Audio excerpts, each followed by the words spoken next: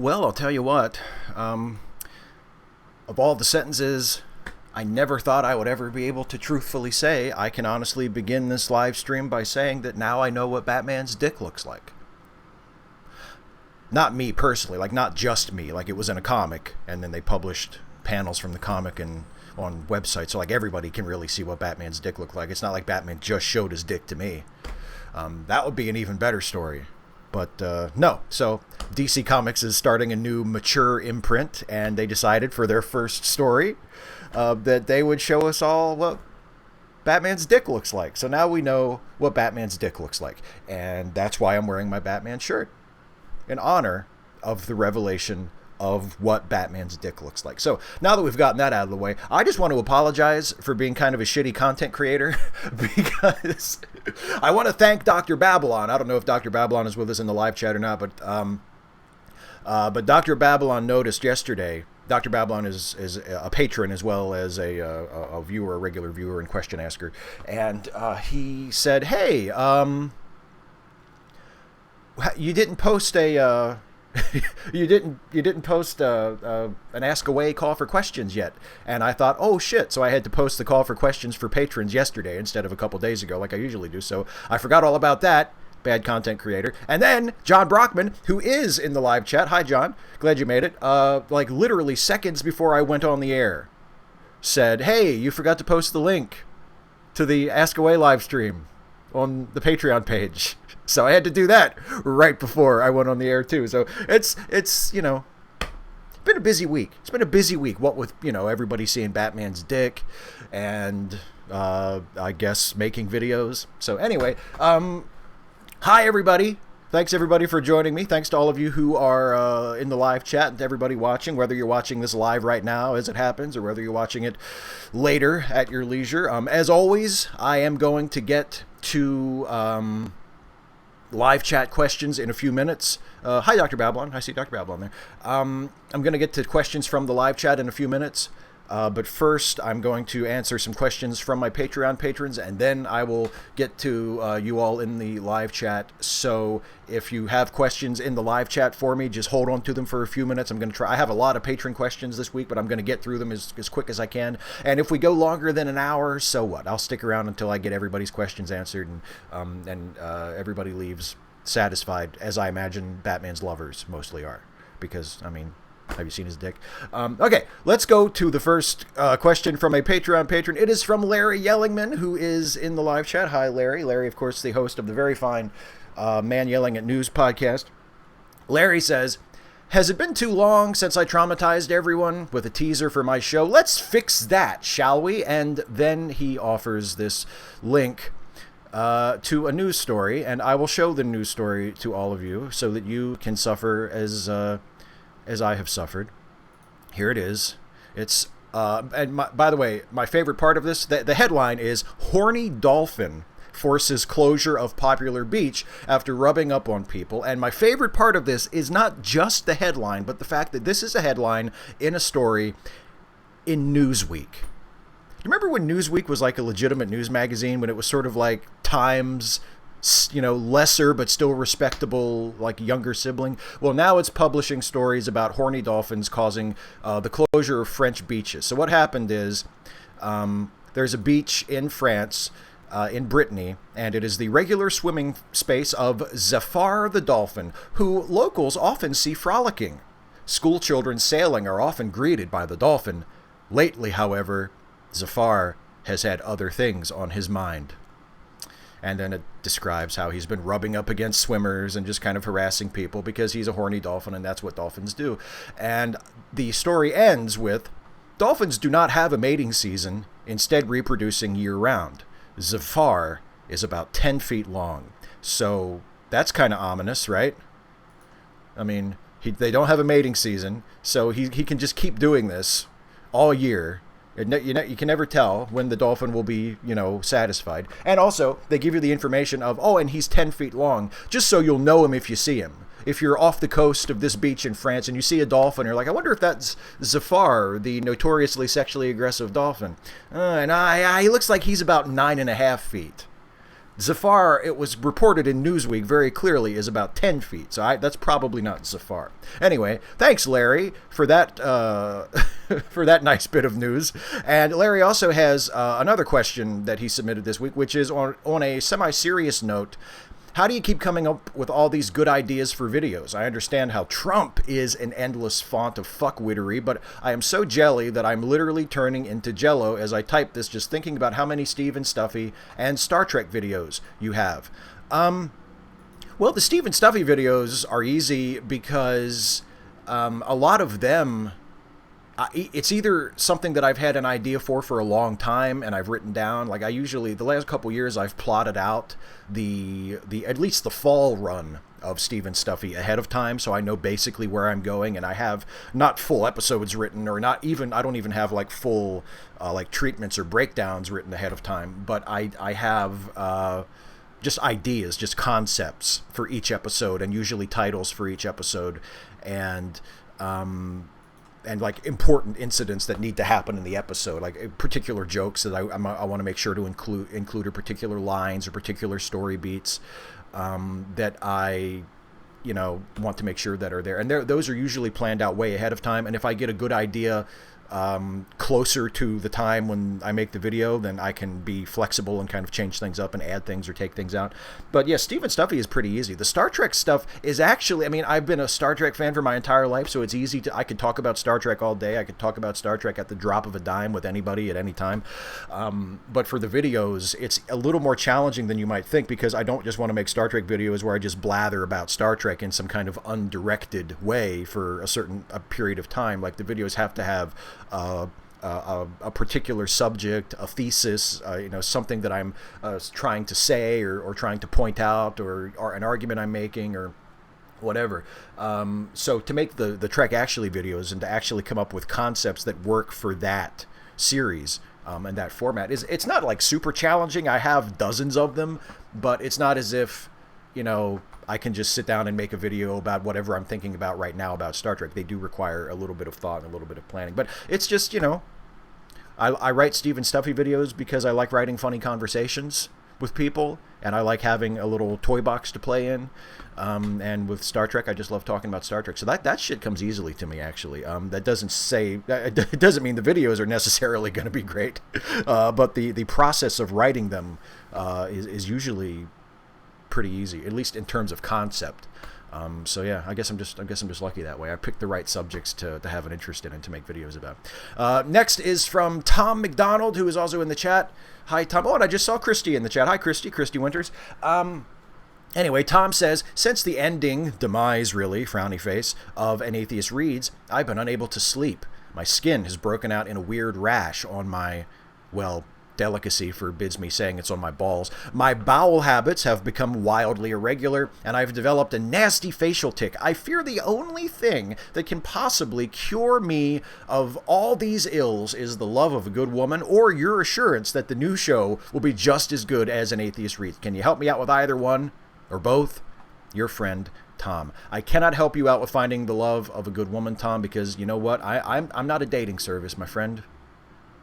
And I don't know that many people, period, let alone single women that I think might be compatible with you or what. It's just not a good thing. And I think that the new show is going to be as good as An Atheist Reads. I know I am looking forward to doing the new show more than I have looked forward to doing the new Atheist Reads batch that I have for many, many years. The new show will be a little familiar to longtime viewers of my channel, but will also be very different, and will be very different from An Atheist Reads, even though it will still deal with like religious themes and religious topics and stuff. But yeah, I'm really looking forward to it. I'm really excited about it. I've shared it with a few people, and people whose opinions and taste in these sorts of things I trust, and they have reacted favorably. So I think it's going to be really good. The new show doesn't start until January. It will pick up for Steve and Stuffy when Steve and Stuffy ends at the end of this calendar year, and then first week of January the new show starts, and it will fill the the space in my production schedule that An Atheist Reads previously filled, and I'm really looking forward to it, and I hope everybody likes it. I'm sure that there are some people who liked An Atheist Reads who might not like it just because it's not going to be the same thing. It's not going to be me, as myself lecturing to the camera or doing like a dissection of a book, or it's going to be more creative. And it's just very different, completely different animal than An Atheist Reads, except for the fact that it will deal with some religious themes. But yeah, I'm really looking forward to it, and I hope people like it. And obviously, I'm excited about it because it's my new thing, and that's just the way it works with a writer. When you get a great idea and you're really excited about it, it becomes like your new thing. So obviously, I'm very hyped about it. But we'll see how people like it when I actually make it and it comes out. But I can assure you that I'm going to do everything I possibly can to make it a good show. That's about the only assurance I can give you. Here's one from Dave Edwards. I believe I saw Dave in the chat as well. Hi, Dave. I'm following a great drummer named Senri Kawaguchi, who happens to be a young Japanese girl. She's simply an incredible player, and I've noticed some interesting comments on her videos. A lot of people are calling her the world's best female drummer, but other comments took a different tact. They were saying, why not just call her one of the world's best drummers, and didn't see the need to mention her sex. This got me to thinking about all the other ways we categorize people. She's a great black actress. He's a great black quarterback, et al. Shouldn't we be really striving for sex, age, and race neutrality? And these adjectives just get in the way of that? Or is it simply people pointing out something which, for now, is unique and new? I think that can run a couple of different ways. I agree with you that when people say things like so-and-so is the number one female whatever, and they say it in a way that, whether it's intentional or not, it sounds diminishing. Like, for instance, a great example is Serena Williams. There are a lot of, and Serena Williams has had a rough couple of weeks, but I think a lot of people will tell you that Serena Williams is one of the greatest, not just professional tennis players, but one of the greatest, most dominant professional athletes to ever play any sport, ever. And you don't need to qualify that by saying, one of the greatest female athletes ever. She's an incredibly dominant, fantastically talented, hardworking athlete. And she is as good at her sport as anybody has ever been at anybody's sport. And a few years ago, people started to notice, like, hey, why does everybody say Serena is the greatest female tennis player? Why don't they say Serena is the greatest or one of the greatest tennis players? Why do we need to gender her in that specific context? And I think that's a good point. But there are other times when it is useful to point out the gender of a player, especially when you're talking in terms of if there is an existing inequality and you want to bring attention to, for instance, female athletes or black athletes or other athletes of color, and their color or some other category that they belong to is relevant, because you're saying, these are amazing athletes and they're being overlooked, so let's identify them by this category of overlooked people and bring them to people's attention. I think that kind of thing, making a note of, oh, so-and-so is a female athlete, or so-and-so is a black athlete, or so-and-so is a female drummer, or whatever, I think in that case it can be helpful. But if it's done in a way that's, again, intentionally or not, is kind of condescending, or kind of like, well, so-and-so is a really great drummer, for a girl, she's the best girl drummer in the world. In that case, I think I kind of agree with you, unless you're trying to draw attention to the fact that she is a woman who is a drummer, and make people aware that there are great women who are drummers, and we don't need to necessarily look on her as like some kind of curiosity and say, oh, isn't that cute, a girl who's a great drummer, So yeah, it can cut in both directions, I think. Next question is from John Brockman, who is in the chat. Hi, John. Glad you made it. What do you think it would take to drive you to violent rebellion against the U.S. government? Trump canceling the midterms? A military coup? Pence calling his wife mother one too many times? I swear to God, if that motherfucker calls his wife mother one more time. Yeah, canceling the midterm. If the president cancels the next election, that's when everybody needs to start seriously considering armed rebellion, because then like that okay, hey, guess what, it's fascism, everybody. Like there's no more crypto fascism, no more creeping fascism, no more pseudo fascism. It's, oh, the president just unilaterally said we're not having elections, so guess what? If you want to have elections again, we're going to have to do something before you can't vote because they just canceled all the elections. So we're going to have to do something. So yeah, canceling the midterms, canceling an election. Yeah, that to me is kind of a point of no return in terms of, well, I guess we're just going to have to do this ourselves. Obviously, I hope that it never comes to that. But yeah, that's a pretty good one, actually. If you're going for what could tip me over into, yeah, sure, I'll join an armed rebellion against the government. Yeah, the president canceling elections is that's a good standard. That's a good line to draw. Next is from Dr. Babylon, who has already been mentioned a few times. By the way, again, thank you, Dr. Babylon, for reminding me to post the call for questions on my Patreon page this week. I almost forgot. I appreciate that. And Dr. Babylon's question is, Steve, would you agree with the assertion that white nationalism and Islamism are flip sides of the same coin? Both groups see themselves as under assault by foreign social, political, and cultural influences come to corrupt and destroy them in their way of life. They just position the West in different roles. For the Islamist, the West is the invading enemy, and for the white nationalist, the West is being invaded. Both groups exhibit a similar machismo and male chauvinism, a support for heteropatriarchy, and have a similar attitude toward gender equality and women's sexual liberation. Muslims who support Sharia, including Muslims who aren't willing to kill for that ideal, can get high and mighty about the way women are treated in the West, and I have to imagine it's the same kind of hypocrisy that allows Western anti-feminist rape apologists to get high and mighty about the treatment of women in the Middle East. There's a subsection of the alt-right that openly advocates for white Sharia, and even though they are in a minority in their own movement, I can't help but wonder how many are supporting the same thing, just under a different name.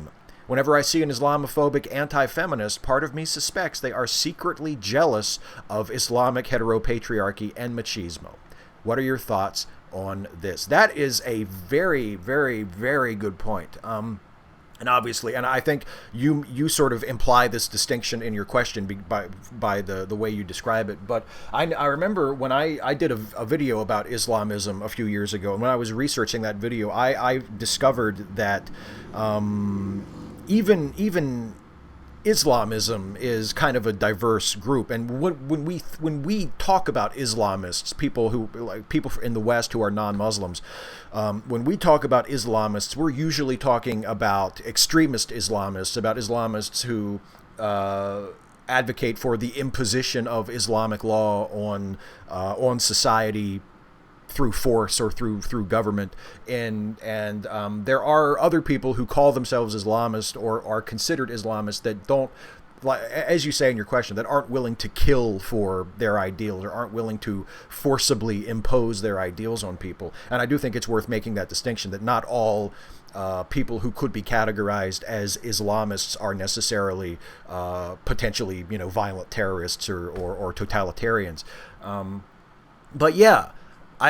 To answer your question, I think you make a really good point, and I think there are definitely some very strong comparisons to be made. And yeah, the way that the West is treated is the main difference. The white nationalists view the West as the thing that must be protected against the foreign invaders, and the Islamists that we're talking about view the West as the enemy, as the invader. But yeah, their principles, if you just look at the general principle and you take away the specific cultural and religious contexts that they're talking about, yeah, they're advocating for a kind of cultural supremacy, for a kind of totalitarianism that is based on their culture having the supreme position, their religion, their ideology having the supreme position, and sort of getting to call the shots for everything and everyone else. Yeah, you're right. There are a lot of things in common.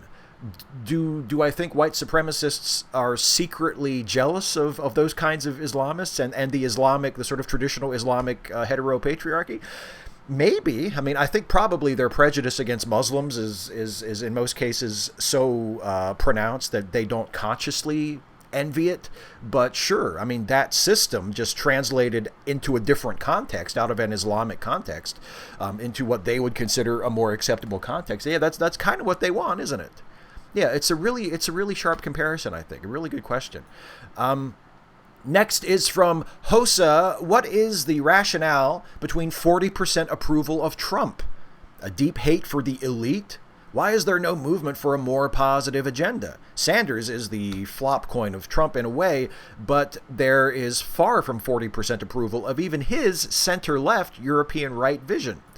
You know, I think with Trump, I feel like it's a combination of voters making a virtue of not being thoughtful, of not being inquisitive, of not being skeptical about things that sort of reaffirm their biases, and also the presence of a lot of those biases and a lot of bigotries that make someone like Trump palatable, or in some cases downright appealing to many people in this country and people around the world as well.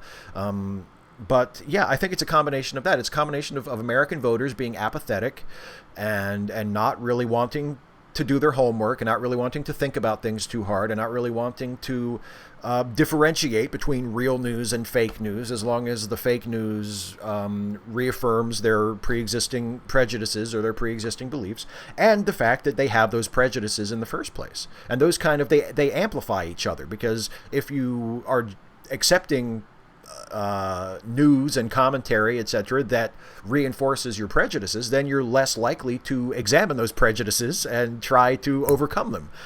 So yeah, I think it's both of those. Because yeah, when you look, it's difficult for me to imagine as well from my position, where even if you are a Republican economically or even socially, which is difficult for me to imagine being at this point in my life. But if you are a person who supports the Republican Party traditionally, or you support what have become sort of traditional Republican proposals and policies, it's hard for me to imagine that any such person with any ounce of humanity or integrity could support Trump, given the fact that yeah, okay, maybe he supports those policies, but he's also provably dishonest, like just blatantly, habitually dishonest, unreliable, unstable, powerfully ignorant, just so proudly, deeply ignorant about pretty much everything you would think a president should need to know or be able to do.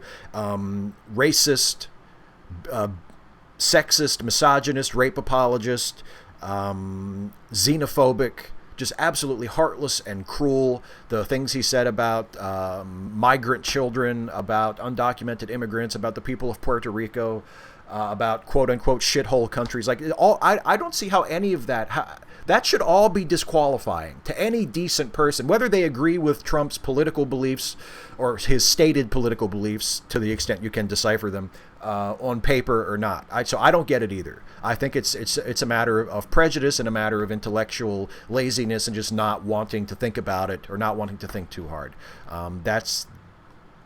That's the quick answer. The real answer, I'm sure, is a lot more complicated. Next is from Radical Bacon. Hi, Radical Bacon. Thank you for becoming a patron. So I live in a place that, had circumstances been a bit different, might have flooded if Florence had turned this way. Instead, she turned south, and I felt relieved. And then I felt guilty for my relief. How would you deal with this survivor-adjacent guilt? How much did it rain where you are? We got a little bit of rain as a result of Florence, not a whole lot. But yeah, you know, it's interesting that sort of, yeah, it's a little bit like survivor's guilt. Like it's like if you're in a terrible accident, let's say you're in a plane crash and you survive, but you know, a lot of the other passengers didn't, and you're glad to be alive, but at the same time you feel bad. Like, why did I survive and those people didn't? You know, why did the storm turn that way and threaten and destroy those people's homes and flood their towns, and it didn't flood mine? Like, why did I deserve to be spared? And it's tied in very closely with the kind of existential dread, you know, and the awareness that that nature doesn't make decisions based on what we want or what we deserve, and that from our perspective, there's a great deal of arbitrariness to what happens.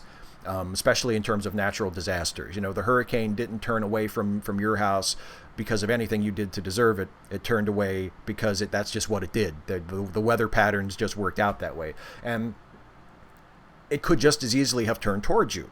And I think that's where the existential dread can kind of help, because you don't really have anything to feel guilty about. You didn't do anything to influence the storm, so far as I know. It just happened the way it happened, and you happen to benefit this time from just sort of one of the whims of fate. It just happened to go your way, and next time it might not go your way. So that's a weird thing to say to sort of comfort yourself. But if you're feeling bad about sort of getting away without being too damaged by the storm this time, maybe you could say, well, but next time I should enjoy being spared this time. And maybe, if you can afford it, or you're able to, do something to help the people that were not spared, donate to a charity, or do something to sort of throw in to help people who were affected by the storm. But you can also say, I got off easy this time, but next time I might not. And there's no way to tell. Gather your rosebuds while you may, I guess, if you want to put it that way. But in a weird way, the kind of existential dread of, oh my God, that could have happened to me. Next time that might happen to me. For me, in a weird way, it kind of soothes that survivor's guilt, because you tell yourself, well, yeah, if you feel really bad about it, you could always say, well, shit, they'll get me next time. Like, my number's coming. Which, again, a really dark thought, a really strange thing to say if you're trying to make yourself feel better. But in a weird way, like, it puts it in a context that makes it make sense, and that makes me feel better. So I don't know if that's the way your brain works or not. But next, from C.S. Drennan, would you use teleportation if it meant that you would be destroyed and made out of new molecules each time? No! I wouldn't, actually, unless, one exception. If I wanted to kill myself but didn't want anyone else to know about it, then I would do that. And then the new version of me would be created on the other end of the transporter and would presumably have all of the same problems that, that I was dealing with before I stepped in the first time. Because that I think that's what it is. Like, if that's the way it works, where the original you is destroyed, and then it just creates a new copy that's identical, but it's a different thing on the other end, that's not you. You're dead. And the new you will probably be indistinguishable to other people, but to you, I mean, you're dead. So no, I would not do that. I would not. I would not use teleportation if that's the way it worked. Next, from some random geek who is also in the chat. Hi, some random geek. Do you think animation is just as good as a form of art and media as live action? Corey Bing shared her unpopular opinion that live action remakes reinforce that animation is a lesser art compared to live action. Cartoons are for kids, live action is for adults. While some live action movies, including many remakes, are mostly CGI animated. The live-action Jungle Book, Lion King, Dumbo, Beauty and the Beast, and now Netflix is doing another live-action Avatar, The Last Airbender. The original show is great. It doesn't need to be remade again. This thread, and then there's a link there, reminded me of why I am an anime fan. Some great stories can be and are told through animation, and sometimes it's best if they weren't given the serious live-action treatment. Ghost in the Shell. Even movies and shows that are children's shows shouldn't be considered a lesser form of art than adult stuff, in my opinion. Thoughts? Yeah, I agree absolutely 100%. I think those live-action remakes of classic Disney animated films are some of the least creatively necessary films that have ever been made. My understanding is that the new Jungle Book is actually okay, is pretty good. I know Jason Harding, my podcasting partner, saw it and said he actually thought it was pretty good, or he liked it. That it fixed some of the problems that we had with the animated original. But as a rule, yeah, making a live action version of an animated movie just so you can say, and here's the live action version. The main reason Disney is doing that is because they did it once and it made a lot of money, and they said, shit, people will go to this, and they have this backlog of beloved animated classics that they can now cycle through for years to come up with new movies that aren't really new movies. They're just they're live action remakes of movies that Disney already made, and now they get to sell you 2 tickets. They get to sell you 2 tickets to one movie because you already saw the original, the animated one, and you probably liked it because now you just bought a second ticket. You bought a ticket to see a new version of the same movie. And I know they're not shot by shot remakes. There are differences. They're separate, unique films, but they're clearly modeled on and meant to evoke those original animated movies. And there's really no, if the original movie itself is considered a classic, I don't really see any creative necessity to remake it, to say, well, that was the cartoon, now let's make the live action version. That doesn't make sense to me. I think it's a commercial decision. It's not to say that the movies can't ever be good in their own right, because maybe some of them turn out good or whatever, but the impetus behind them is a purely commercial motivation to say, hey, people love these cartoons, let's make the live action one. And it does devalue animation. It does devalue that art form. I don't think there's any reason why an animated movie should necessarily be viewed as lesser than a live action movie. I mean, God, The Iron Giant is better than most live action movies. I mean, you look at great animated film, Princess Mononoke, Grave of the Fireflies. These are great films, not just great animated films. These are great films. They are better than most live action films, because most live action films, like most animated films, just aren't that great. The truly great films are a tiny percentage of all the films that have ever been made. And you look at the greatest animated films, the fact that they are animated, it doesn't take anything away from their craftsmanship, from their art, from their status as great work, if that's what they are. So yeah, I agree with you completely. I agree with you 100%. It doesn't matter if it's a quote unquote cartoon. If it's well made, if it's a great piece of art, then that's what it is. I mean, that's like saying, well, I like painting, but I only like, acrylic on wood. Watercolor on paper can never be art. I mean, okay, maybe watercolor on paper it has a certain reputation or isn't viewed as quote unquote real painting, but are you telling me that a talented artist couldn't choose to create a great painting using that medium? I mean, I agree with you. I agree with you completely. I don't think that animation deserves to be thought of as automatically lesser than live action. Here's one from Matthew Rick. What are your thoughts on the odds of Kavanagh being confirmed, given the allegations against him by Dr. Ford? I mean, I think he's probably going to be confirmed. I would like to think that those allegations would be disqualifying, but let's be frank, they aren't in the minds of the Republicans in the Senate who are going to vote to confirm him. Like, they don't care. They don't care if he attempted to rape a woman. I don't think they believe that, but even if they do believe it, even if they do believe Dr. Ford's allegations, they don't care, because all they care about is having another seat on the court. That's it. That's why they ran Roy Moore. That's why all those Republicans in Alabama voted for Roy Moore, because they just wanted a vote. They wanted their guy in the seat. That's the reason that they're going to confirm Kavanaugh. It doesn't matter what he did. They don't care that he tried to rape somebody. They'll come up with every excuse they can. They already have. Oh, it was back in high school. Why didn't she tell anybody at the time? Why didn't she call the police if it was that bad? Why didn't she press charges? All the standard rape apologist, rape culture tactics to shame women and put the impetus on the victim and say, well, the victim didn't behave in exactly the way that I think she should have. The victim didn't do exactly the things I think a victim of sexual assault should always do at the time. Therefore, it doesn't count. So let's confirm it. They'll do all of that because all they care about is getting their guy on the court. That's it. There's no morality, there's no ethics, there's no integrity. It's just, well, he's our guy. He'll vote the way we want him to vote, so we got to get his ass on the court immediately. So, yeah, I think, though, as long as the Republicans control the Senate, that kind of shit just isn't going to matter. He's probably going to be confirmed. And it sucks. It's exactly the sort of thing that a lot of us were saying before the election, saying, hey, do you want Donald Trump to be appointing lifetime Supreme Court justices? And sadly, it didn't ring true to enough people, because here we are. It's exactly what we said was going to happen. There's a guy who is a liar, who has, by all indications, perjured himself before Congress, who has been protected by having records withheld by the Republicans so that the Democrats and members of the press can't get at his records from when he worked for the Bush administration.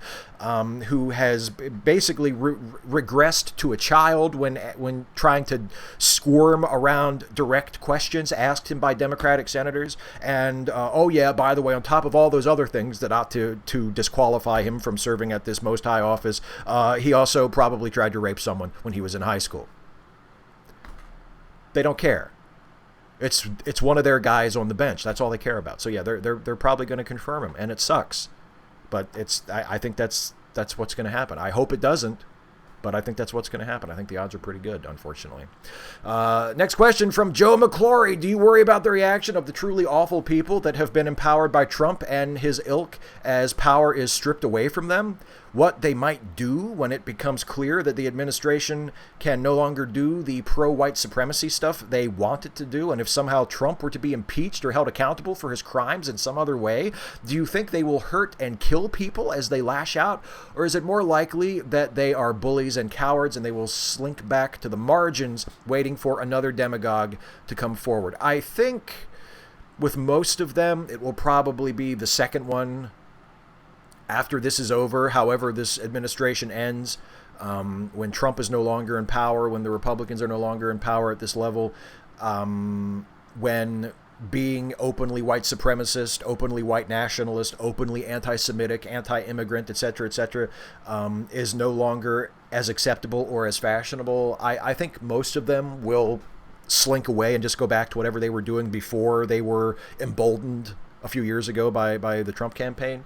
But yeah, a few will act out. A few already are. Hate crimes are up since the Trump campaign started. Since Trump started running for president, hate crimes are up in the United States significantly. So some of them are already committing crimes. Some of them are already doing violent things as a result of being told by Trump and his supporters and his mouthpieces in the media that what they are is okay, that their beliefs are acceptable, that they're the good guys, the people who stand against them are the bad guys, the people who are a different color or from a different country or practice an unacceptable religion are the enemy and are a threat to their civilization and must be dealt with harshly.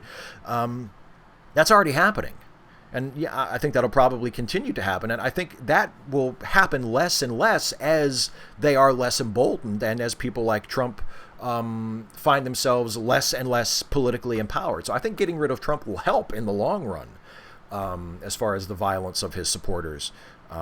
Because I think one of the reasons why there is that rise in violence is because of that Trump's there in the first place. Will some of them react poorly if he loses power or if it turns out he can't do what he says he wants to do, that they wanted him to do? Yeah, I'm sure that will happen. But I think the ultimate solution to that particular problem is to get rid of Trump, even with the violent sort of reactions that may come as a result. Next, from John Burns Ramsey, and this is the final patron question, by the way, and then I'll spend some time talking to everybody in the live chat before we get to comment questions. But last patron question from John Burns Burnsy: have you read the book 1494? It's about how Isabel of Castile's choice of a husband led to the treaty between Spain and Portugal, which divided the world in half. But it's also about how those countries who later left the church became empowered to invade and steal from Spain and Portugal over the next few centuries. It also gives insight into how the United States became the independent-minded U.S. Think about it. Who's the cool people in the Caribbean? The dour Spanish officers fighting for the crown, or the swashbuckling independent sail by the seat of one's pants British pirate. And that gave rise to the independent spirit. Rightly or wrongly, piracy was a force to be dealt with in the U.S. until after the Civil War. Then, when you compare the original series of Star Trek with its style of diplomacy, cowboy diplomacy, as some might call it, when Reagan went to Iceland, to the more utopian TNG, where Chief O'Brien didn't mind, but he preferred DS9 because he felt needed as things were always breaking down. Hey, as the Borg showed, utopia can be boring. It's easy to consider Kirk having to deal with a bunch of pirates or robber barons and Picard dealing with schedules of far more scientific discussions.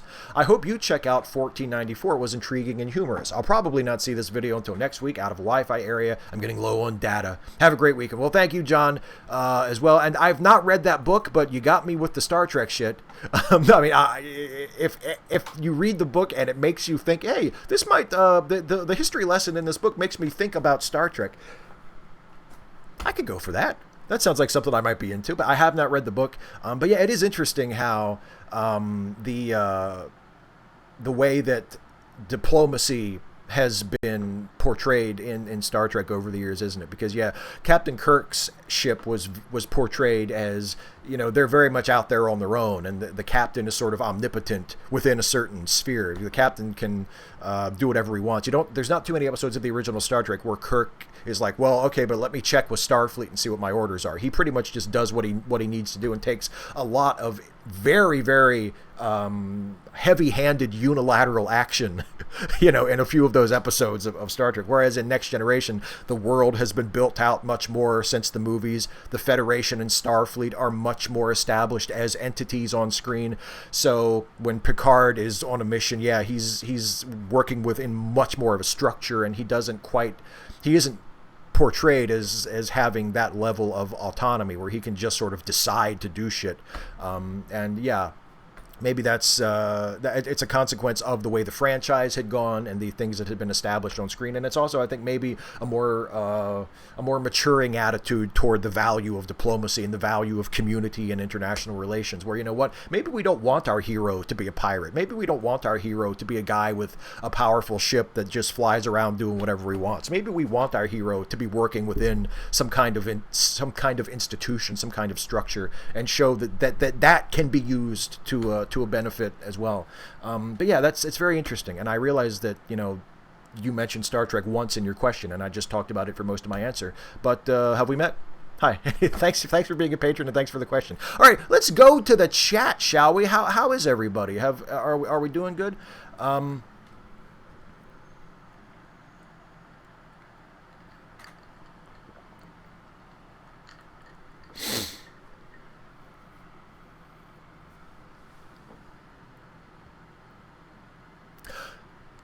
Oh, Chris Humongous. Yeah, I don't ban people just for being a Republican, so you can stay if you want. Yeah, you don't.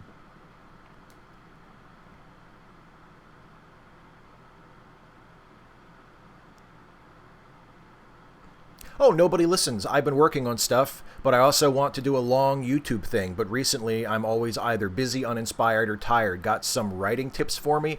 I know that it helps me to set deadlines for myself, to set specific goals and to set deadlines for myself, even if it's only me, even if I'm the only one that is, enforcing it. I just mentally, I think that really helps. So say, I want to get this done by this time, and then work toward that. Having specific goals and having specific times by which you want to reach that goal, that helps me tremendously. Having a YouTube schedule where I've imposed on myself the expectation that I'll have a video up on Monday and Wednesday and Friday, that really motivates me creatively to get those videos done and to keep working.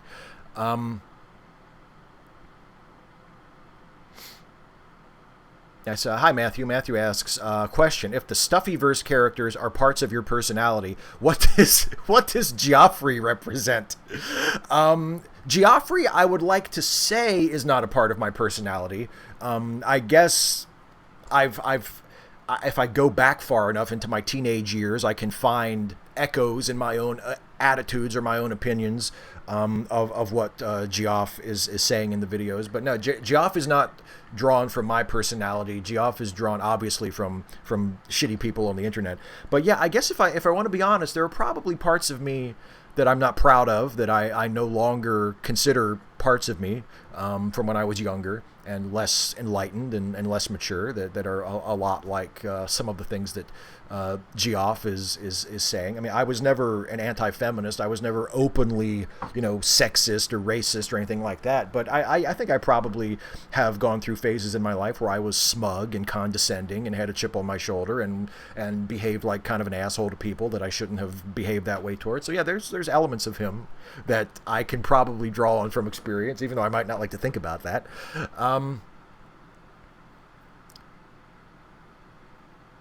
And I feel like I've said this the last couple times that ContraPoints has posted a video before my live stream, but no, I have not seen Contra's new video yet. I haven't seen her new video yet, but I haven't. So I don't know if there's mixed feeling. I know some random geek says I have mixed feelings about it. I haven't watched it, so I don't know. I'll try to watch it tonight or tomorrow, but I'm not sure. I haven't got it quite scheduled out. I need to watch Smokey and the Bandit at some point before Sunday, because we're taping the new late seating, and I need to watch the next Star Trek episode, so I'm up to speed on the background for the next Ensign's Log episode. So sometime, and I have to do a video for Monday, which I'll probably shoot tonight, that I have no idea what it's going to be about yet. But yeah, so somewhere between now and then, I'll try to watch Contra's new video, because I do try to catch up on her stuff. Jordan Joan P. Hey, Steve, do you watch The Man in the High Castle? I've never watched it, so I don't know. I'm not as up on streaming series as I would like to be. Actually, I just started watching. Me and Ashley just last week we just started watching BoJack Horseman. Finally, I had never watched it before, and it's like now it's like one of my favorite shows ever. I love. We're near the end of season 4. We haven't started the new season yet, but we're almost done season 4, and god damn, that's a great show. I mean, it's just a fucking awesome show. So funny and so just really engaging and grabbing and sad and moving in many ways. Just a fantastic show. Yeah, so that's the current streaming series that I'm on. I've never watched Man in the High Castle. I don't think other than The Tick, I don't think I've watched any of the Amazon originals. And by the way, as I always say, when I scroll through your questions in the live chat, if you posted a question and I miss it because I'm just scrolling through and I miss one of your questions, it's nothing personal. I'm not trying to give you the cold shoulder or whatever. I'm as I'm scrolling through, I just didn't see it. So apologies in advance if you posted a question that you really want me to answer and I just missed it. Here's a nice cheery one from 255 AD. Do you think it's unrealistic that the different human races still exist in Trek's future? Should they all have blended after like 300 years of zero racism and full social justice? I don't know. I mean, would that happen in just short of a time period? I don't know. I mean, genetically, I don't know what would happen. Would they all? Is 300 years of dedicated sort of racial intermixing enough to do away with all the racial categories? That is a good question. I wonder if that would happen. If sort of the barriers, the national and racial barriers between people fell down, and nobody thought, twice about dating outside of their racial group in a few hundred years, would it be like Bullworth? We'd keep fucking and fucking until we all came out the same color? I don't know. And would 300 years be enough for that to happen? That's a good question. Christy Winters says, Steve, if you could cast for Robert Mueller in the Netflix series for the Trump administration, who would you cast? Stop reading to not be influenced by my picks. Tom Hanks or Hugh Laurie? You know what? I mean, I would put Hugh Laurie in just about anything because I just think Hugh Laurie is fantastic. But yeah, who would be a good Robert Mueller? I mean, I know he did it on Saturday Night Live as a joke, but I kind of think De Niro would be good for it. Like, if he did it seriously, if it was for a movie or a show, like a dramatic show, and he was available and it was like well written, I kind of think I feel like De Niro could be a good Robert Mueller. I don't know. Is that too obvious? Because he's already done it as a gag on Saturday Night Live. Is that cheating to pick him? But I don't know. I kind of think he would be good in that. Paul Nerves, atheists who enjoy pagan rituals to have ceremonies, yes or no? I have no problem with it. Why would, if people can do whatever they want as long as they're not hurting anybody. If an atheist takes some value or some pleasure from pagan rituals, that's great. That's fine. It's none of my business anyway. As long as they're not doing anything hurtful or harmful, I think it's fine. I think it's great. Carlisle the Cinephile. So since I brought it up in the comment section of your last Stephen Stuffy video, I got to ask, are you a Gravity Falls fan? I am not. You are correct. It was an accidental reference to the Ducktective thing. I have never watched Gravity Falls. I am going to put it in my to-watch list since you have recommended it.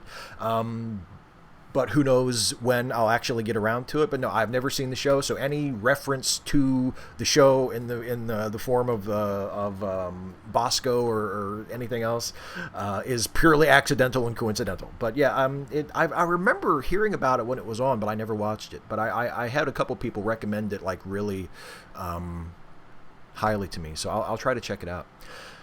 Samuel Sturgill, sorry if I asked already, Steve. Do you like the movie American History X?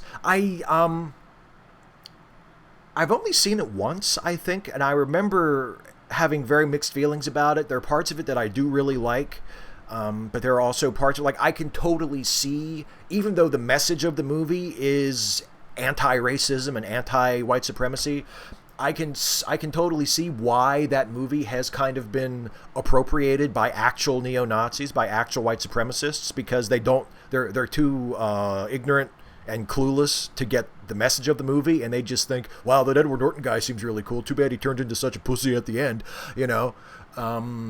So yeah, I have mixed feelings about it. And I mean, it's an interesting movie to read the story of, because the production of that movie was quite troubling, and you know, Avery Brooks is in it, so you got to recommend it for that. So I'll never recommend against a movie with Avery Brooks in it too much. But yeah, I like it, but I have sort of mixed feelings about it. But there are parts of it that are brilliant, and parts of it that are really good, and it's got the right message, you know, very like an anti-racism message.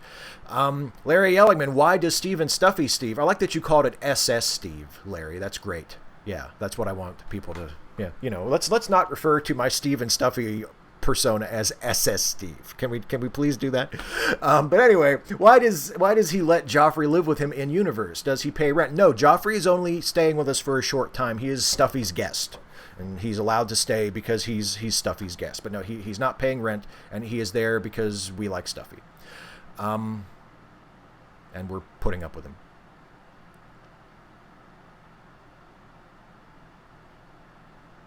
Oh, I've seen Smokey and the Bandit before, Daryl. Thanks. Yeah, I've seen it before. I got to rewatch it for the podcast. Fallout 2 Forever. Question: what was the last really great comic / graphic novel you read? Oh, wow. Last great one? I can't remember. The last comic, I mean, I've been reading the IDW Star Trek comics on my Kindle, trying to keep up with them as they come out in collected editions, and I've really enjoyed those. I wouldn't say that they're like great, like capital G, like greatest comics I've ever read, but those are the only ones I've read recently, and they've all been, I've really enjoyed them. They've been a lot of fun. But last, like, really great graphic novel I've ever read, I'd have to think about that. I'm not sure. It's been a long time. I don't know. I'll have to get back to you. I can't think of it. I can't think of it off the top of my head. But the current IDW Star Trek stuff is good.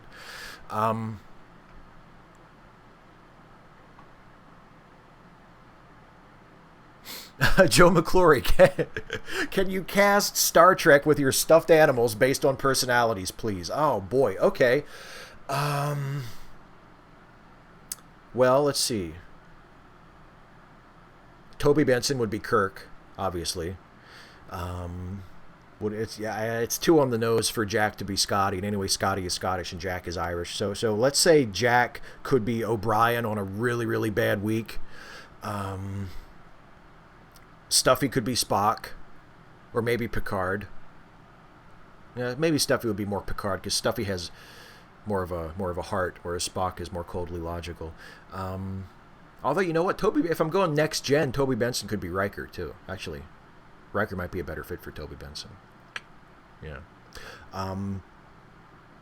Millicent could be Dr. McCoy, maybe, or Dr. Pulaski. Ooh, Millicent would be a good Dr. Pulaski, because she's likable, but she has like the unmistakable whiff of superiority about her, which is oddly appealing, even though you know that it's wrong. Prospector Jones. Let's see, who could Prospector Jones be? Prospector Jones could be. I don't know. Who would be good for Prospector Jones? Maybe Hans could be. Maybe Hans could be like the Scotty, because, you know, Germans are supposed to be good engineers, right? Stereotypes are always true. Yeah, I don't know. That's just completely off the top of my head. I haven't really thought of it. I get the feeling someone has asked me this before, but it was a few years ago, and I completely forgot what my answers were. And I imagine that my answers were better back then.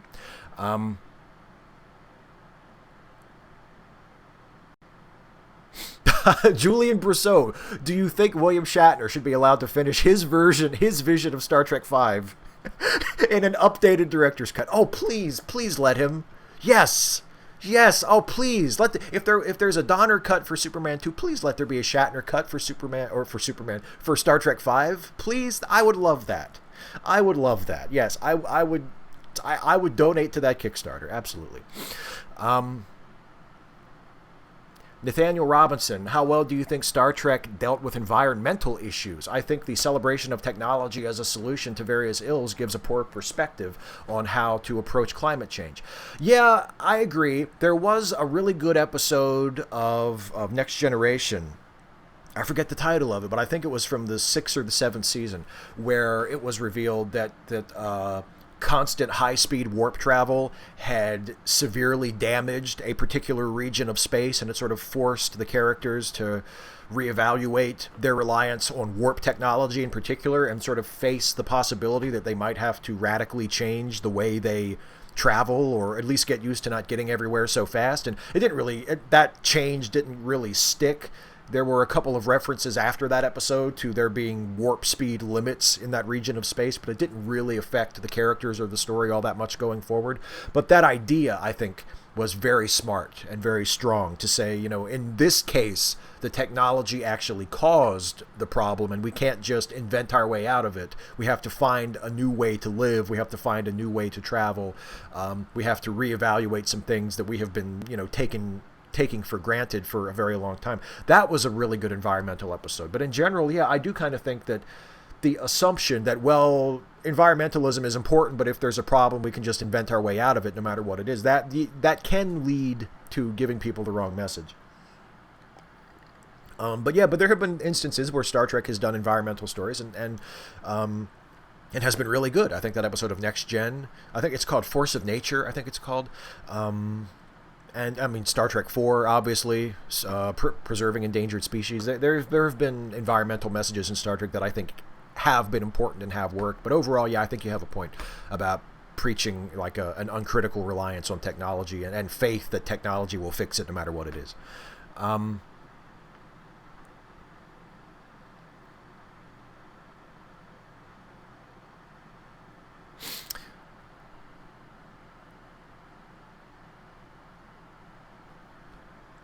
I saw Larry asked, would any of the stuffed animals be Cisco? Ooh. Is any of the stuffed animals cool enough to be Cisco? I mean, no offense to my animal cast. See, I'm saying Toby Benson for everybody. Toby Benson has kind of a Cisco quality too, because he just doesn't give a shit. And Cisco, if you push Cisco too far, Cisco has that ability to just say, you know what, fuck this, I don't give a shit. I'll poison the atmosphere of a planet to catch one guy. I don't give a shit. So that's a very Toby Benson move. So yeah, Toby Benson can just be everybody. He's versatile. And he's not even the actor. Hans is the actor.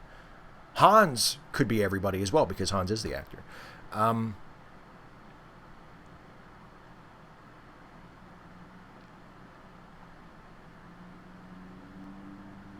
Oh, James DeRosa, probably been asked, but is the Ensign's log inspired by Lower Decks? I don't know if... the Ensign's log was created by Jason, and I don't think the Lower Decks was consciously an inspiration. Like, he didn't pitch it to me that way. He didn't say, hey, it's like Lower Decks, but funny. I think if I had to get... I know Jason's background is in theater, and if there was, like, a highfalutin inspiration for it, it was probably something like Rosencrantz and Guildenstern Are Dead, where background characters are sort of pushed to the fore, and you see a familiar story through the eyes of background characters. But then again, that's not really what we're doing either. We use the Star Trek episodes as they exist as just the most general jumping off point, and then our episodes, our stories, are mostly about our stuff, about stuff we came up with. And sort of wedged into the Star Trek stuff, which I think is what makes it fun, finding ways to fit it in and take little, insignificant details from the actual episode and using that to spin something out into an entire show for us. But I don't think Lower Decks was a conscious inspiration. But yeah, you can definitely see the parallel. You can definitely see, the focus on low-ranking officers. That's the same. But I don't know if it was a conscious inspiration or not. But definitely an inspiration in some way. Definitely a parallel there. All right, I'm going to... Oh, Millicent could be Q. You know what, John? Millicent could be Q. Let me go and answer some questions from the comment section of the last episode real quick, and then I'll come back and we'll do a lightning round to wrap everything up. So if you have any more questions for you all in the live chat, just hold on to them. And pardon me, where's the cough button? Where's the belch button?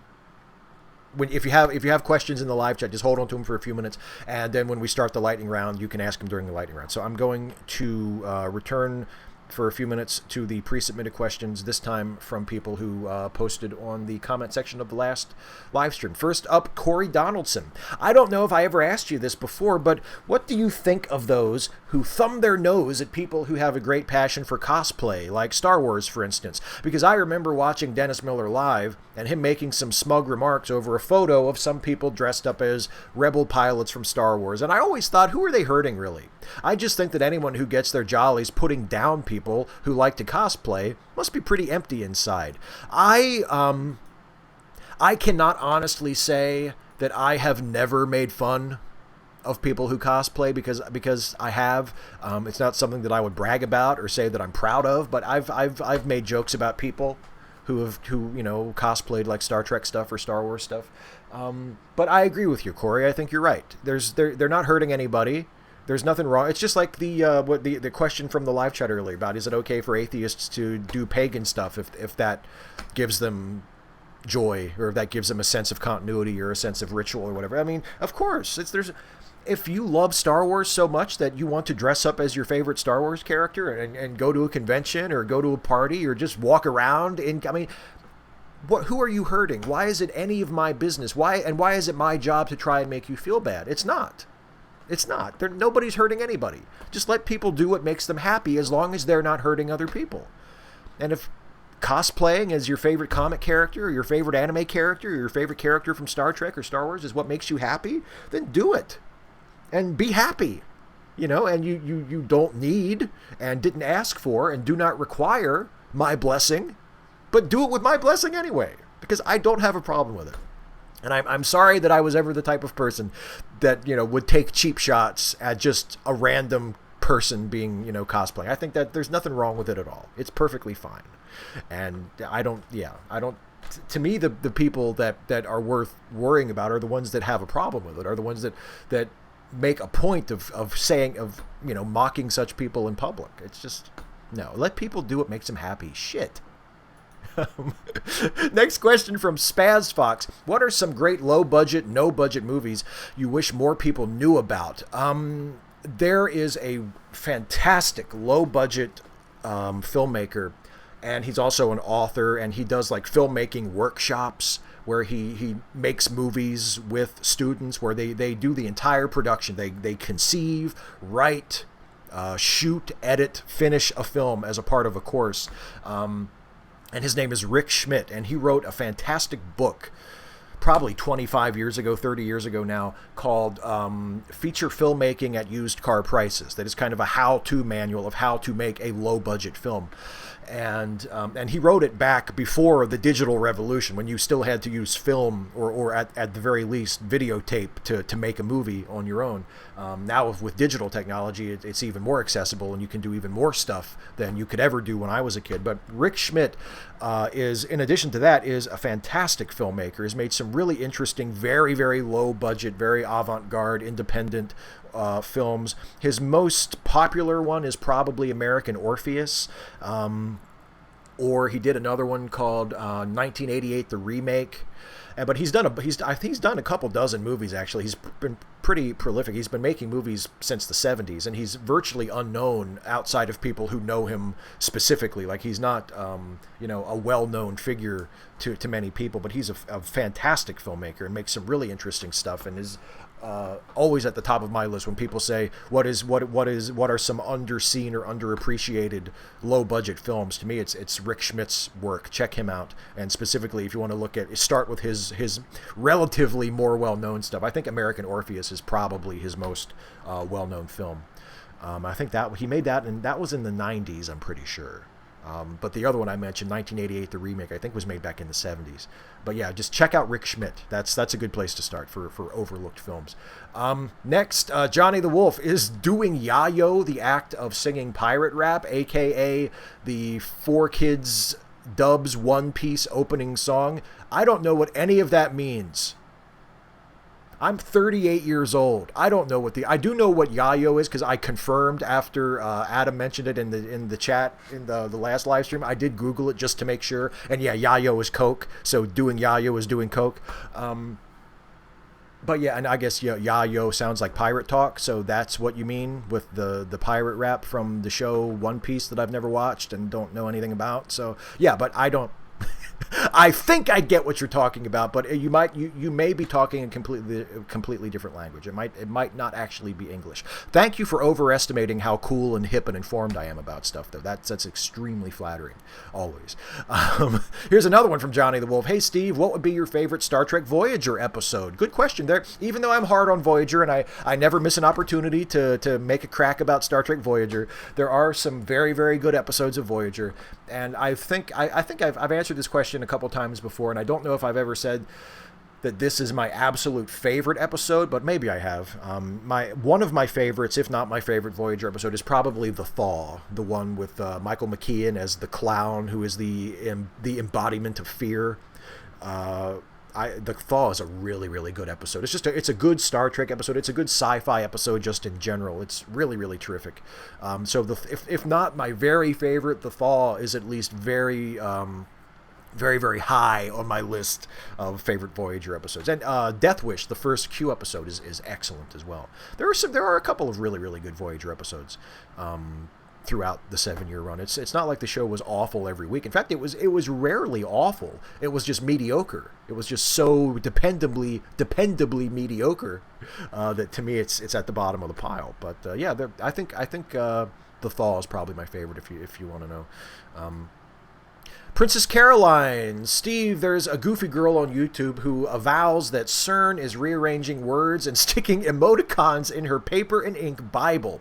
Are all goofy Christian YouTubers this clucked? Why would CERN even care what's written in the Bible? Is she asserting that the people at CERN are changing the Bible intentionally, or is this like a side effect of the Hadron Collider? Are they warping reality in some way, that one of the side effects is that smileys turn up in the paper and ink Bible? I don't know.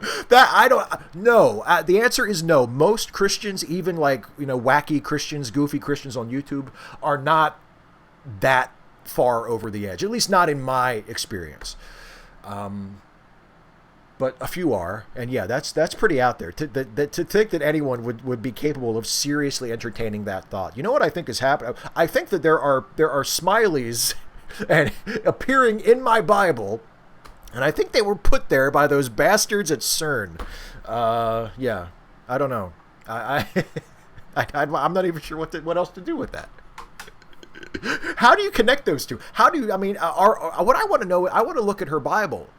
Are the emoticons really there, or is she just imagining that? Is she having some kind of delusion that she needs to seek help for? That's kind of that. And if so, I don't know. Maybe she's having some kind of a paranoid episode. Maybe this is like something that we shouldn't be laughing at. Maybe this is someone who actually needs, some kind of treatment. But if not, I don't know. Maybe it's just garden variety religious mania. But yeah, that's a new one on me.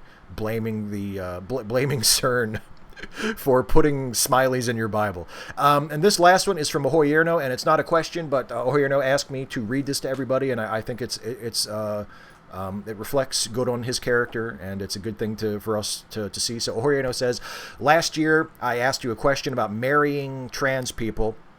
I was trying to figure out what I thought about it due to all the drama about bathroom bills and such. The question was rude and insensitive. Your answer was kind, as always. My position on the matter has evolved since, and I would sincerely like to apologize to anyone who was offended by my question. Can you just read this out? I know it's not really a question. Thanks. Well, absolutely. I think it's great that that your position has changed, that you have come to see that maybe your question wasn't asked in the right way. I think I remember this question, but it's a little hazy, but I remember this question.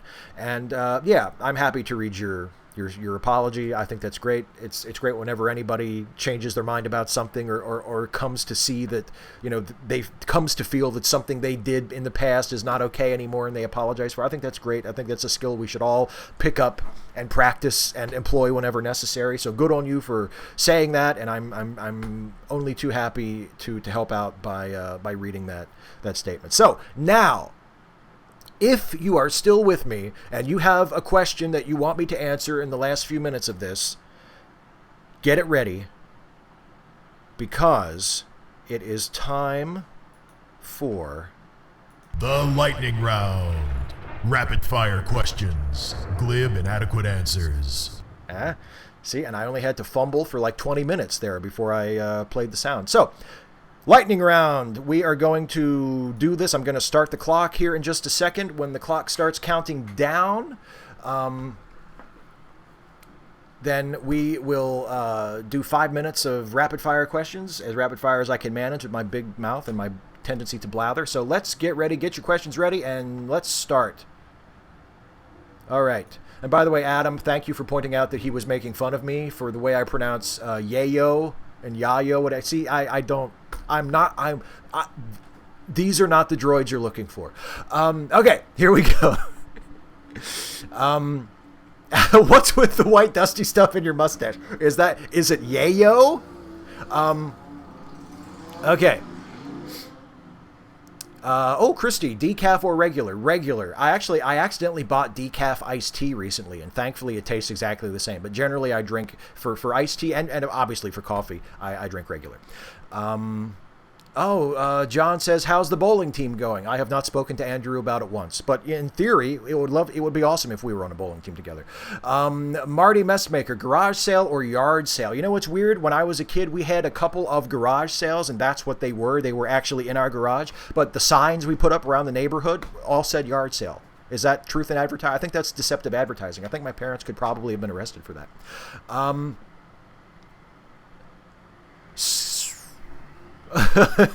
Some random geek. I hate capitalism. Do you? I have extremely mixed feelings about it. I hate parts of it. I'm a guilty capitalist, as I have said many times before, or a couple times before. Not many times. It's not like my defining characteristic.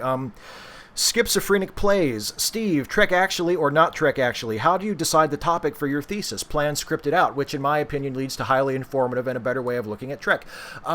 If it's something that's really important to me and I have really specific views on, and I feel like would make a great video, then I can figure out an angle that fits with Trek actually, then I script it and I do it as a proper video. And if it's just sort of something that I'm musing about or something that I have some thoughts about but aren't that coherent or that specific, or if I'm reacting to something that's happened recently or whatever, then I usually do a not actually. It's pretty arbitrary, but if I have the feeling that it's like a really, really good idea for a video, then I take the time to really get into it and develop a thesis and script it and do it the right way. Martin Stiles, Hamilton? Yes, huge fan of Hamilton. Ask Christy if she's still in the chat. Yeah, she's still there. I love Hamilton. And I'm jealous of Christy because she actually got to see a production of it. I've never seen it on stage. All I have is the soundtrack. But yes, I love Hamilton. Adam Rainstopper, Steve, did you see or hear me on the Majority Report? No, I didn't. That's awesome. I'll have to look that up. I did not see that. 255 AD question. Suppose you in 2016 could have pushed a button that would have made it so Hillary would have appeared to win the election no matter how people actually voted. Would you have pushed the button? Yes. Because I must subvert democracy in order to save it. That would be the log line for the movie. And I recognize that would be a very bad thing to do. But if Hillary got to be the president instead of Trump, I mean, I don't really think. But yeah, I probably would have. In a moment of weakness. Nobody listens. Who's your favorite legacy superhero? Like Kamala Khan as the new Ms. Marvel or Renee Montoya as the new Question. I have kind of a soft spot for Asbats, actually, for Jean-Paul Valley as Batman. Because I was growing up. I was a teenager. I was 12 and 13 when Nightfall, Night Quest, and Night's End were working their way through the Batman comics. And I still have kind of fond memories of that. So I would have to kind of go with Azrael Batman as Jean-Paul Valley Batman. Radical Bacon, do you have a physical planner or a digital planner? How do you plan your work? I have a digital planner that I use for stuff that's not part of my routine, but for other stuff, like for production-related stuff, YouTube stuff, it's all up here because I'm in a routine that I don't really need to plan stuff. But for stuff like podcast appearances, if I'm going to be a guest on something, or if it's something that is not part of my regular routine, I have a digital planner. Joe McClory, do you think the concept of Voyager would have worked better as a binging show as opposed to more episodic nature it had? Maybe. It could have been, but it could have worked episodic too if they had just carried things over from episode to episode a little bit more like Deep Space Nine did. It doesn't have to be a binge show. It could have been episodic but still worked. Terry Weaver, would using pagan rituals not be cultural appropriation? It might be, but it might not be. I'm not sure. It depends on the context. It depends on who is doing it and what ritual they're doing and what the context of it is and what the intention of it is and how, real, sincere pagans feel about it. It's cultural appropriation is a complex issue. So it's difficult to say, well, that would be cultural appropriation for a case like that. Radical Bacon, sweet tea? No, actually, I drink unsweet tea. Sorry. Christy Winters, Halloween or New Year's? Halloween. Fuck New Year's. Fallout 2 Forever, Batgirl or Nightwing? I gotta say Nightwing because Nightwing is one of my favorite characters going way back. But I love Batgirl too. I haven't read either of the books in years, so I don't know how the books are right now. But as just general characters, I gotta go with Nightwing. But I love Batgirl too. Batgirl is awesome. Norman Bookwald, strangest meal you've ever had? Okay. And by the way, that's time for the lightning round. But as usual, I'm going to go through and answer the rest of the questions that are in the chat just to get everybody out, because the lightning round, it's like I say it's only 5 minutes, but the truth is it's like the points in Whose Line Is It Anyway? The games are all made up and the points don't matter. It's just a facade. It's an illusory construct that we all sort of agree to play along with, but everybody knows. I mean, nobody's going to come in and jerk me off the air after 5 minutes. I can do whatever the hell I want. It's my show. Anyway, strangest meal you've ever had? Can I say the meal we had at my house after my best friend broke up with his girlfriend before the meal? Has nothing to do with the meal. Has nothing to do with the food itself, but that was a weird meal. Chris Mahoney, do you like time travel stories? Yeah, sure. I have nothing against time travel stories. Yeah, absolutely. I think if it's a good idea, sure.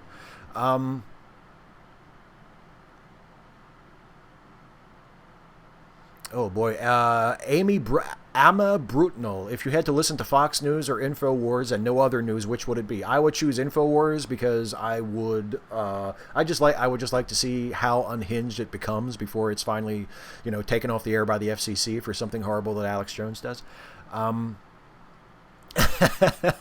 Jordan Joan P. Since you like BoJack Horseman 2, what do you think of Honeydew? Like it or hate it? I'm indifferent to it. I'm indifferent to most melon other than watermelon. Like, I don't hate it. I'm not like a huge enemy of it. I won't throw it out or anything if it's on my plate, but I'm very indifferent to melon other than watermelon. So I'm not, I'm kind of on the fence about Honeydew. I can take it or leave it. Radical Bacon, my roommate's cat has decided I will never pee alone at home. Is this a good thing? Do you like the cat? I mean, I don't, it's a little weird. Every once in a while, Audie will just sort of randomly walk in if I'm in the bathroom, and it's like she just kind of walks in and looks around, maybe hops up on the edge of the bathtub, takes a little look around, and then hops down and walks out. Doesn't make a sound, usually doesn't even look at me, just like, hey, just go about your business. And then leaves. And I don't mind. So if it's a cool cat, I don't see a problem with it. Maybe it means the cat likes you. Larry Yellingman, sure, sex is great, but have you ever spent all night watching ContraPoints videos with a friend? What about ContraPoints and chill? What if you have someone that you have a sexual relationship with, and instead of Netflix and chill, you have sex in front of the TV while you're watching ContraPoints videos. ContraPoints and chill. I just invented that. And if somebody actually does it, I want that to be considered my intellectual property. And if you're going to do it and you don't want to pay me, then you're going to have to come up with something else to call it. You can't call it ContraPoints and chill. I just invented that on the live stream. Everybody saw it. So, that's mine. Zero credibility. Do you think in the Star Trek universe, they have totally eradicated racism and social inequality? Yes and no. they have in the forms that we see it, at least that we would recognize it in our contemporary society, at least as far as we've seen. Like racism, what we would call racism, is no longer an issue on Earth in Star Trek as far as we've ever seen. But analogous prejudices still exist in the Star Trek universe, because that way Star Trek can still make episodes about that stuff that comment on our current society, our current culture. Otherwise, Star Trek couldn't do that sort of thing. That's why they invent sort of sci-fi Star Trek versions of it. That's why they made, when they wanted to talk about same-sex marriage, they came up with this idea of, oh yeah, Jadzia Dax is kind of hooking up with her wife from a previous lifetime, from a previous Trill host, and that's really super taboo on Trill Homeworld. They had to come up with that so they could make a video, so they could make an episode about, commenting on gay rights and same-sex marriage, because, yeah, gay marriage is certainly not a big deal in the Federation. So they couldn't make an episode about that. So in order to make an episode commenting about that for us here in the 20th/21st century, they had to come up with something else that was an allegory for that. So that's how it works. There are certainly still prejudices that exist, just made-up prejudices that the writers invent so that they can use those made-up prejudices to comment on the real prejudices that we still have. Yes, John, I liked Asbats. I'm sorry. Okay, there. Everybody knows now. Adam, I didn't know that. You can see how far behind I am on the chat. That I didn't. Okay, cool. You're making weekly appearances on the Majority Report. That's awesome. Yeah, and Norman. Yes, I would interfere with the timeline. Yes, I would change. Yes, I would change history to stop Donald Trump from being president.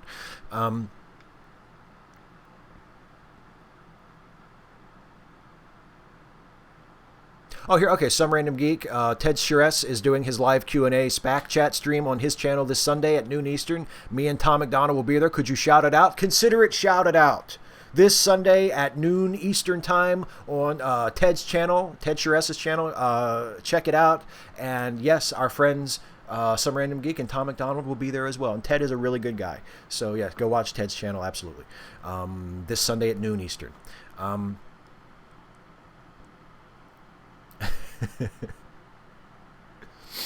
Radical Bacon, do you stay up for New Year's or just go to sleep? I stay up, but I would rather go to sleep. The best New Year's Eve I ever had was when I went to bed at 10 p.m. and woke up the next morning and it was just another day. Fave Disney animated movie. I guess probably Pinocchio, but I'm not a huge fan of Disney animated movies. I've liked some of them. I've softened on them a bit over the years. But I don't really have like a one that I just absolutely adore and love. So I guess if I had to pick one, probably Pinocchio. Julian Brichot, Starship Dream Team. Starship Dream Team. Captain Cisco, Riker, First Officer, Jadzia Dax, Science Officer, Geordi, Chief Engineer, Uhura, Communications Officer, Sulu, Helmsman. Who else? You know what? Yeah, I guess Worf can be Security Officer. Or maybe, no, Odo. Sorry, Worf. Odo, Security Officer. We'll have Worf doing something. Worf can be Strategic Operations Officer on the ship like he was on Deep Space Nine. We'll just make up some bullshit job just to have Worf on the show. It worked out fine for DS9. Yeah, that's a pretty good dream team, I think.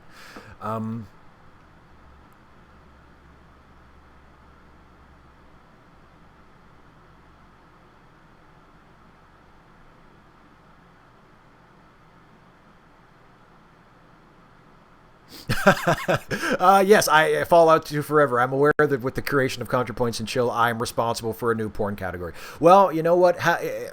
As long as it's consensual and legal, have fun. I'm sure there are people right now who are looking forward to either watching or uploading copious amounts of ContraPoints and Chill videos to whatever, YouPorn or Pornhub or whatever.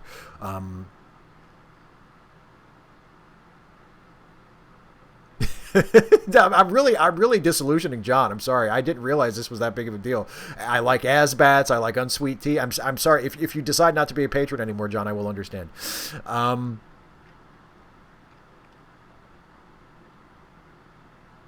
Zero credibility. Have I seen the very unflattering Stephen Stuffy parody videos? No.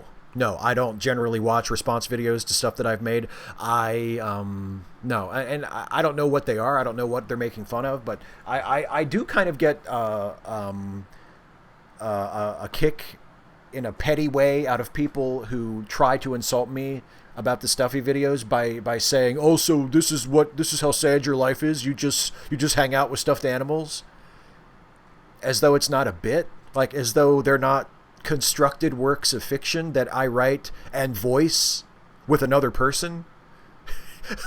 Like I don't like if you're trying to insult me by saying, "Oh, that's how sad your life is. You just hang out with stuffed animals all day." Like, that's not really my life, right?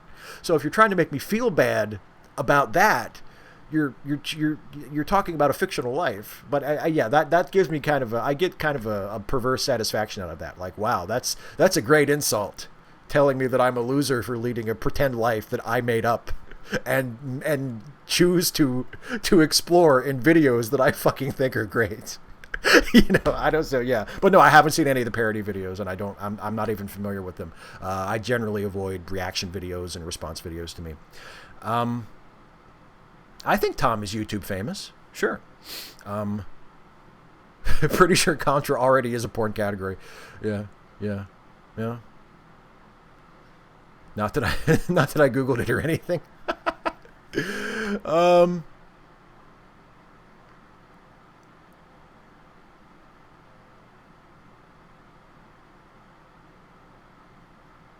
Oh, this is a good one. From Radical Bacon. Do I ever talk to Stuffy? No, not like just me and Stuffy. I used to when I was a kid. Yeah, when I was a little kid, I would talk to Stuffy. When I like to play with stuffed animals or play with action figures. Have make-believe time. I don't just talk to Stuffy like one-on-one, but Ashley and I will make each other laugh with the animals. Like we'll get in character as Stuffy or as Toby Benson or Millicent or whatever, and talk to each other as the animals to crack each other up or to come up with ideas for future videos. But no, I don't just sit and have like one-on-one conversations with Stuffy anymore. Adi though, I do talk to Adi like constantly. Yeah, Christy, good point. I'm living rent-free in their heads, exactly. Boy, some random geek, you should be like a publicist because you are great at plugging other people's stuff and reminding me to plug people's stuff. So yes, our very own Christy Winters is having her Patreon hangout this Sunday at 1 p.m. So absolutely, if you're a patron of Christy's, you probably already know. But if you're not and you just want to watch on Christy's channel on Sunday at 1, check it out. See, I hope you're happy, Larry, because people are. Joe just said, "Would I trade my life for SS Steve's?" Please don't call him SS Steve. There's another connotation to that is very unflattering to me. I probably would. Yeah, I would trade my life for SS Steve's because SS Steve is still married to Ashley. Ashley just doesn't appear on camera anymore, so I would still have my most important relationship, and I would also have all these stuffed animals that get into wacky adventures that I get to sort of watch from the periphery. I would still have my life as it is. It just, in addition to that, there would be wacky misadventures with stuffed animals, and who wouldn't take that bargain? Yeah, I would at least try it. Could I try it for like a week, and then if I say, actually, I like the old life better, then I can give it back. I can switch back. But yes.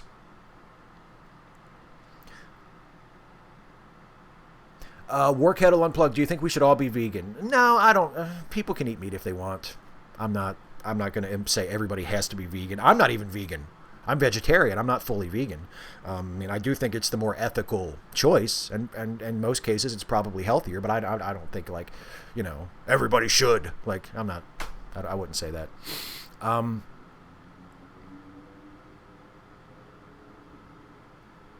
Okay, Schizophrenic plays. I don't think I've ever played Star Trek Armada. I have played Bridge Commander, and I've played one or two other ones, and I've played some of the old like classic Star Trek PC games. Like I love Star Trek 25th Anniversary and Star Trek Judgment Rights. I have both of those installed on my computer right now that I still play occasionally. And if I ever do a Trek Actually Let's Play video, which is a big if. I don't know if I'll ever do that, but if I do, it'll probably be on one of those games, because I love both of those games so much. But I've never played Star Trek Armada. I have played Bridge Commander. Radical Bacon, would Ashley still get married to SNS, Steve? SNS I like. SNS is good, not SS. SNS. Would Ashley still get married to SNS? Well, she did. I mean, it's canon. So yes, she would.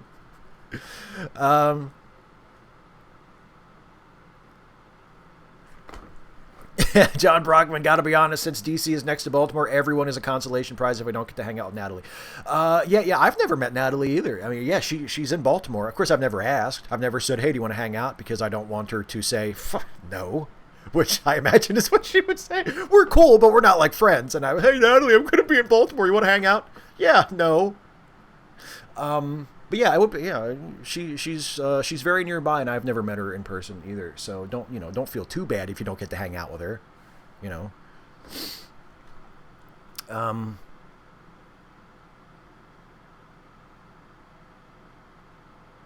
Yeah, Adam, I guess you're right. If I do think it's the other, I mean, in a sense, I do think that everyone should, but I'm not gonna I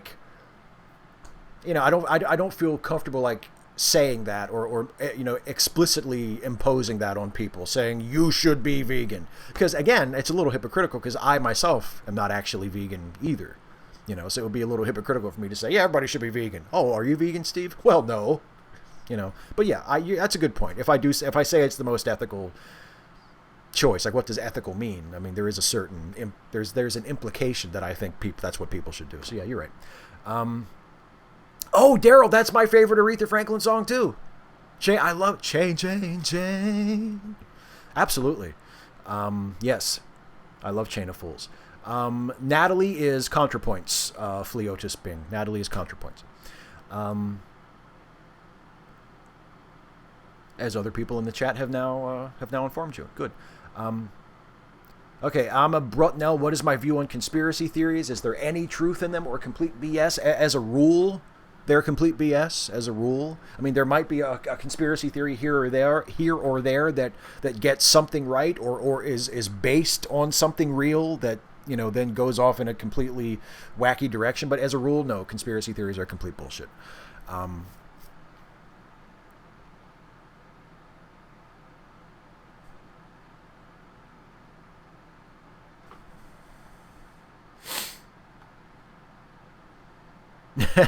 New Picard show, him trying to not get in trouble with Vash. Yeah, I don't know. I mean, Vash isn't a very popular character with Trekkies for some reason, but I thought her episodes were okay. I didn't mind Vash. That might be interesting. I am curious which characters other than Picard, if any, they will revisit in the new show. I would assume that it's going to be mostly new characters, that Picard will be the only consistent presence from previous iterations of Star Trek. That's my guess. But I wonder if they are going to bring back other characters and what that would be like. Because, I mean, let's face it, Jonathan Frakes is probably available. I mean, he's very busy as a director, and he's directing a lot of Star Trek lately. He's directing 2 episodes of Discovery in this new season. So it's not like he's not around. If they wanted Frakes to show up and do Riker, I'm pretty sure that he would be up for it. And has Frakes ever said no to cameoing as Riker in anything? I don't think so. So, and I would love to see Riker again, but I don't know. Or Vash, whatever.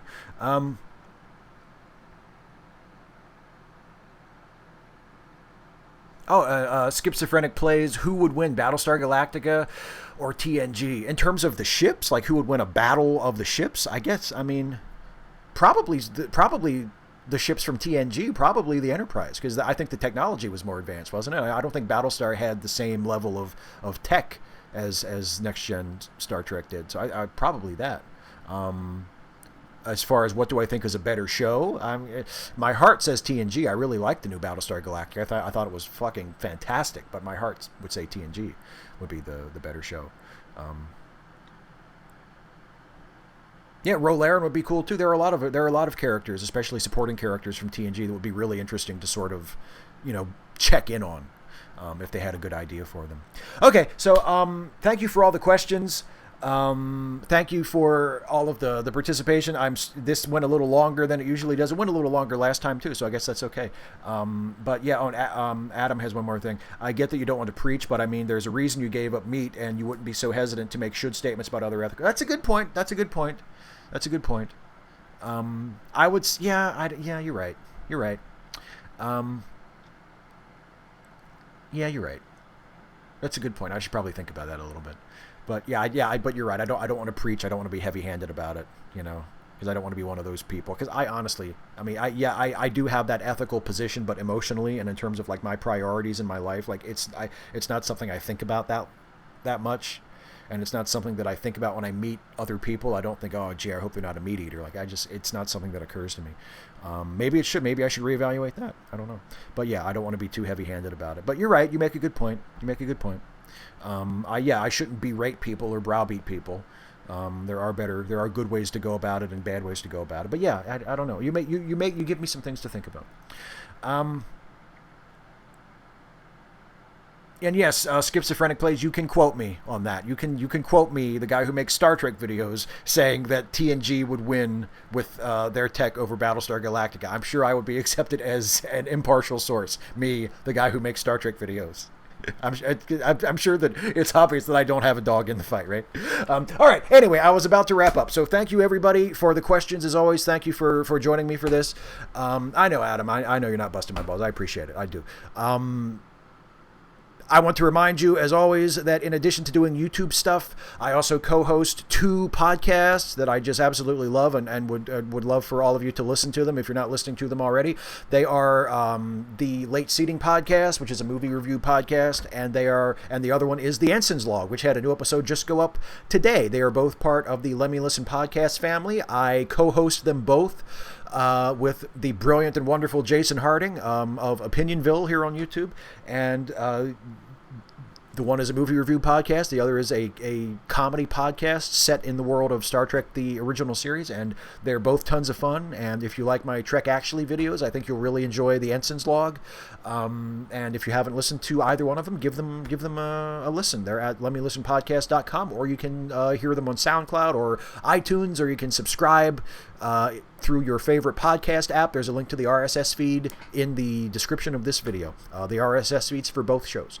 So check them out if you haven't. And also, I want to remind you that if you like what I do on YouTube and you want to help me keep doing it, you can become a supporter through Patreon. You can go to patreon.com/Steve Shives to become a patron for as little as $1 a month, and pledges at any amount get you access to the patrons only feed, and that is where I once a week, or once every 2 weeks, the same week of the Ask Away live streams, I post a call for questions. So if you want to ask a question that I will answer on an episode of Ask Away like this, and you want to make sure that I will answer it, you can submit it to that post on my Patreon feed that I put up before each episode of Ask Away, because I always make sure to answer or address every question that is asked by a Patreon patron at the beginning of every episode of Ask Away. So if you have a question and you want to make sure I answer it, or you don't think you can make it to ask in the live stream or the live chat or whatever, or you just want to support my work in general, you can become a supporter at www.patreon.com/Steve Shives. That's it, everybody. Thank you as always for being with me this time. Thank you for watching. I'll see you again for another Ask Away live stream